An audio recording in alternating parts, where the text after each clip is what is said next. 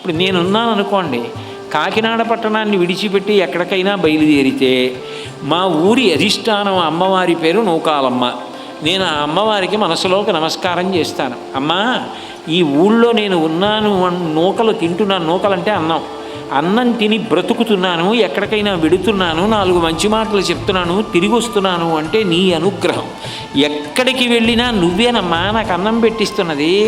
నీ సిద్దిపేట వెడితే నాకు ఎవరు తెలిసిన వెళ్ళానమ్మా, అయినా నాకు పలహారం దొరుకుతోంది, భోజనం దొరుకుతోంది, ఆకలి లేకుండా ప్రశాంతంగా హాయిగా గడిపి సంతోషంగా వెళ్ళిపోతున్నానంటే అమ్మ నువ్వే అక్కడికి వచ్చి నాకు అన్నం పెట్టిందనివి.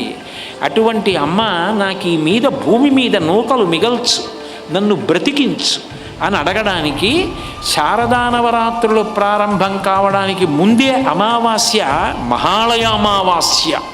అది మహాళయం, పితృపక్ష తిథికి చిట్ట చివరిది. అందుకని ఆ రోజునే పువ్వులతో అలంకృతం చేసి శారదా నవరాత్రులకి దాన్ని నేపథ్యంగా తీసుకొని ఏ ప్రమాదాల బారి పడకుండా మమ్మల్ని రక్షించు.